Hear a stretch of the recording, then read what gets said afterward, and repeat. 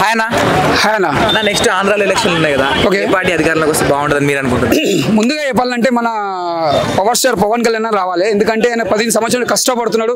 ఎందుకంటే ప్రతి ఒక్కరికి అవకాశం ఇవ్వాలి. ఇప్పుడు ప్రతి ఒక్కరికి మనం అవకాశం ఇవ్వాలి. ఇంకోటి ఏంటంటే పవన్ కళ్యాణ్ అన్న చాలా మంచి మనిషి. ఒక పొలిటికల్కి ఏం కాకముందుకి ఆయన ఎంతో మంది పబ్లిక్ ఆదుకుంటున్నాడు, ఎంతో మందికి సేవ చేస్తున్నాడు. రియల్గా పబ్లిక్లో రియల్గా గెలిచినా కూడా ఆయన ఎంతో మందికి ఆదుకుంటాడు, ఎంతో మంది సేవ చేస్తాడు. అట్లా పొలిటికల్గా కూడా చాలా మంది రావాలని ఎంతో మంది కోరుకుంటారు. 10 ఏళ్ళ స్వయం కృషి అనేది రావాలి, పట్టుదలతో నిలబడ్డాడు. ఆయన కూడా ఇంకోటి తెలుసా, మన ఎక్కడ కూడా ఆయన అవి పైసలు పంచకం అలాంటివి ఏది పెట్టాడు ఆయన. ఎందుకంటే ఒక నిజాయితీగా గెలవాలనే ఉన్నాడు. అట్లా డబ్బులు పంచాలంటే ఎప్పుడో పంచే అట్లా రాస్తుంది. అంటే ఆయన ఒక్కటి ఏంటంటే ఆయన పవన్ కళ్యాణ్ అన్న నిజంగా చెప్తున్నా, ఒక రాజకీయం అంటే ఎలా ఉండాలి, ఒక సీఎం అంటే ఎలా గెలవాలో ఆయన గెలిచి చూపిస్తాడు. అదే పాట నడవాలి అందరూ. ఎందుకంటే ఇప్పుడు నువ్వు పైసలు ఇచ్చి పంచకం ఓటేసుకోం కాదు, నిజాయితీగా ప్రేమతో నువ్వు రా ఓటేయి. ఇంకోటి ఆయన నిజాయితీగా ఎన్ని పనులు చేస్తున్నాడు, ఏం చేస్తున్నావు అవి చూసి ఓటేయండి. అంతేగాని ఇలా నువ్వు తాగిపిస్తే అది చేస్తే దానికి చేస్తే ఓటు అది లెక్క కాదు. మంచి గుణం చూడండి, మంచి వ్యక్తిత్వం చూడండి, ఆయన ఎంత సేవ చేస్తుంది, పబ్లిక్లో ఏం చేస్తున్నాడో అది చూసి ఓటేయండి. పవన్ కళ్యాణ్కి రాజకీయ అనుభవం లేదు, ఆయనకి రాజకీయ అనుభవం లేదు కాబట్టి ఆయనకు అవసరం లేదు సీఎం పదవి అని. అది తప్పన్న. ఫస్ట్ టైంలో ఇప్పుడు మనం పుట్టినప్పుడు చిన్నగా ఉన్నప్పుడు ఏదైనా మనం స్టార్టింగ్లో అయితే నడవం కదా, ఫస్ట్ పుట్టంగానే మనం అంబాడాం కదా. మెల్లమెల్ల ఏదైనా మనం ఫస్ట్ అంబాడతాం, తర్వాత నిలబడతాం, తర్వాత రన్నింగ్ చేస్తాం. ప్రతిదీ అంతే. మన పొలిటికల్ కూడా అదే తీసుకోవాలి. ఏదైనా స్టార్టింగ్లో ఏది కూడా తెలియదు, మనం చేస్తుంటే పోతుంటే ఆటోమేటిక్ వస్తుంది దానికి. అంతేగాని తెలియదన్న వాళ్ళకి ఆటోమేటిక్ పవన్ కళ్యాణ్ ఎక్కువ తెలుసు కాబట్టి తెలియదంటారు చాలా మంది. ఆయనకు తెలుసు కాబట్టి తెలియని వాళ్ళకి తెలియదని చెప్తున్నారు.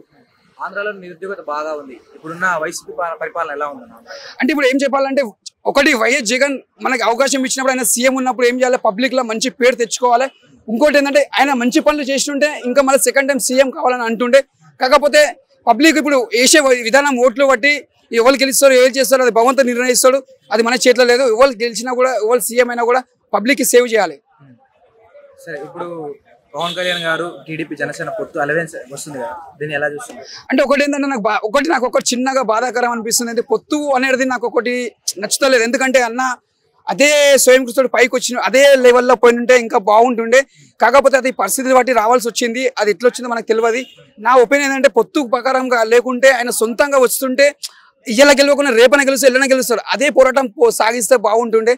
ఓకే, ఇప్పుడైనా ఏం పర్వాలేదు. ఇప్పుడు పొత్తు ఉన్నా కూడా అన్న కూడా ఎక్కడున్నా కూడా సక్సెస్ఫుల్ అవుతాడు. అంటే వైసీపీలో మినిస్టర్స్ కి ఈసారి టికెట్లు ఇవ్వట్లేదు. మా కోడిగుడ్డు అమర్నాథ్ గారికి కూడా ఇవ్వలేదని తెలుస్తుంది. ఎందుకన్నా అంటే ఇయ్యట్లేదు దానికి సంబంధం లేదు. ఎట్లా అంటావా, మనం మంచిగా పబ్లిక్ లో ఎన్నుకుంటే పబ్లిక్ లో మంచి పనులు చేస్తే ఆటోమేటిక్ టికెట్ సక్సెస్ఫుల్ అవుతుంది. అక్కడ పబ్లిక్ లో సేవ్ లేకపోతే దానికి మనం ఏం చేయలేము. మంత్రి రోజా గారికి కూడా మళ్ళీ టికెట్ ఇచ్చే ఛాన్స్ లేదంటున్నారు. అంటారు అట్లా, కానీ లాస్ట్ మూమెంట్ లో ఇస్తారు. అది పొలిటికల్ అంటేనే అలానే ఉంటది. కానీ వస్తుంది, రావని మనం అట్లా అనుకోదు. ఆటోమేటిక్ వాళ్ళకి వస్తాయి, మళ్ళీ టికెట్లు వస్తాయి. రోజా గారు ఈ 5 years లో పర్యాటక శాఖ మంత్రిగా చేశారు, న్యాయం చేశారు అనుకోవచ్చు. అది న్యాయం చేసిందో చేయలేదో ఆమె అంతరాత్మకు తెలుసుంటే చాలు. చేసిందో తెలియదు ఆ గుండె మీద చేసుకుంటే చాలు. ఎందుకంటే చేస్తే మళ్ళీ ఇంకోసారి ఎన్నుకుంటారు పబ్లిక్. అది ఆమెకు తెలియాలి, పబ్లిక్ తెలియాలి. ఒకవేళ పవన్ కళ్యాణ్ గారు అధికారంలోకి వస్తే ఎలాంటి అభివృద్ధి జరుగుతుంది? నిరుద్యోగులకి స్పెషల్ గా నిరుద్యోగులకు ఎలాంటి అభివృద్ధి? ముందుగా చెప్తున్నా, మనం పవన్ కళ్యాణ్ ఒకటి కాలు చేతులు కళ్ళు నీళ్ళలో కాళ్ళు ఎంతో మందికి ఇప్పుడు నేను అల్లలో చూస్తుంటా. అసలు మాక్సిమం అయితే ఎవ్వరు అట్లా ఇంతవరకు అట్లా పబ్లిక్ పైసలు వంచకం కానీ అలాంటి మాత్రం ఇప్పటిదాకా ఇంతవరకు ఎవ్వరు చూడలే. అసలు ఫస్ట్ టైం ఇంతవరకు ఇండియాలో కాదు వరల్డ్లో కానీ ఇట్లా ఎవ్వరికి ఇట్లా ఆదుకోవడం అనేది ఫస్ట్ టైం. అంటే ఏ వంట ఇవ్వడము, ఇట్లా చెక్కులు ఇవ్వడము, పైసలు ఇవ్వడము, పంచుతూనే ఉంటాడు. అలాంటివి చేయడం అనేది దానికి హ్యాట్సాప్ చెప్పాలి. అంటే ఆయన సీఎం అయినా కాకుండా పక్క పెట్టేసి ఆయన నిజాయితీగా పనిచేస్తుండు, చేసి చూపిస్తుండు. నేను ఉన్న రోజుల్లో నా పేరు నిలబడాలి, నేను ఉన్న కాడికి సాయం చేస్తానే పోతుండు. అది గెలిచేది లేదు, నా భగవంతుడు నిర్ణయిస్తాడు. కేంద్రం నుండి కూడా అయోధ్యకి చాలా తక్కువ మంది ఇన్వైట్ చేశారు తెలుగు రాష్ట్రాల్లో.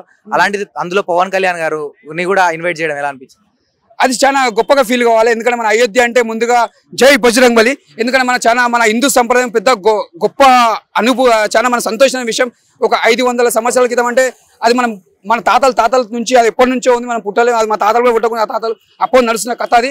అది అయోధ్యకి రావడం, సక్సెస్ఫుల్ కావడం, మన మోడీ గారి ప్రభుత్వం తీసుకురావడము, అది అందరు పబ్లిక్ స్వయం కృషితోటి మనం ఇలా ఆ గుడి కట్టుకున్నాం. అది చాలా మన గొప్ప ఫీలింగ్.